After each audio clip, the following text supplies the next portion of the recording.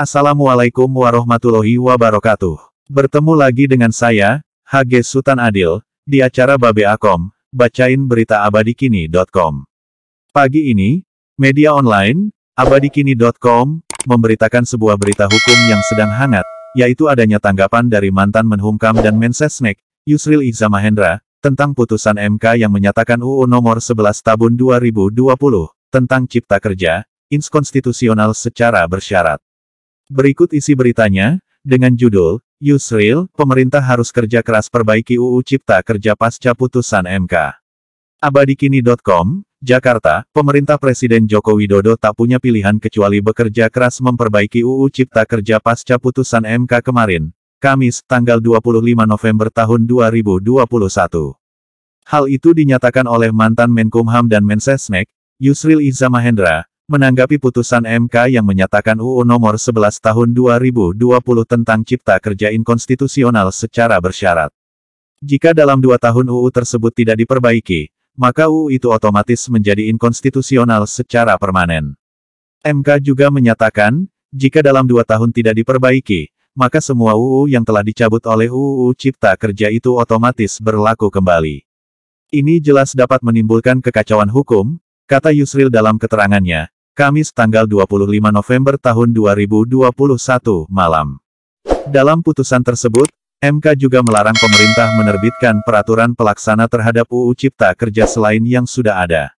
MK juga melarang pemerintah mengambil kebijakan-kebijakan baru yang berdampak luas yang didasarkan atas UU Cipta Kerja selama UU itu belum diperbaiki.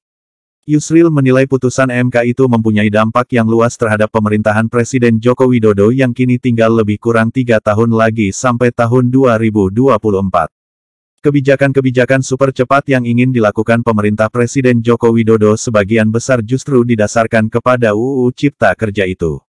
Tanpa perbaikan segera, kebijakan-kebijakan baru yang akan diambil Presiden otomatis terhenti. Ini berpotensi melumpuhkan pemerintah yang justru ingin bertindak cepat memulihkan ekonomi yang terganggu akibat pandemi, ujar Yusril. Pemerintah, menurut Yusril dapat menempuh 2 cara mengatasi hal tersebut. Pertama, memperkuat Kementerian Hukum dan HAM sebagai law center dan menjadi leader dalam merevisi UU Cipta Kerja. Kedua, pemerintah dapat segera membentuk Kementerian Legislasi Nasional yang bertugas menata, mensinkronisasi dan merapikan semua peraturan perundang-undangan dari pusat sampai ke daerah. Keberadaan kementerian baru itu sebenarnya sudah disepakati antara pemerintah dengan DPR pada akhir periode pertama pemerintahan Presiden Joko Widodo. Namun hingga kini kesepakatan itu belum dilaksanakan karena mungkin terbentur dengan pembatasan jumlah kementerian yang diatur dalam UU Kementerian Negara. Sesuai kesepakatan, sebelum kementerian tersebut terbentuk, maka tugas dan fungsinya dijalankan oleh Kementerian Hukum dan HAM.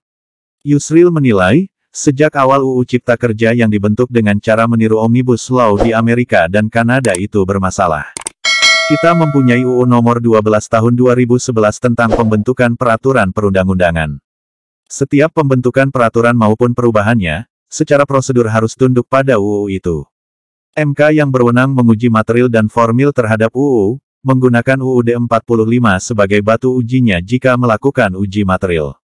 Sementara, jika melakukan uji formil, MK menggunakan UU Nomor 12 Tahun 2011 itu.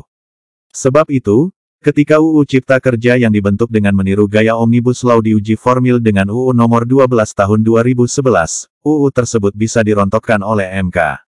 MK akan memutus bahwa prosedur pembentukan UU Cipta Kerja menabrak prosedur pembentukan UU sebagaimana diatur oleh UU Nomor 12 Tahun 2011 tentang pembentukan perundang-undangan.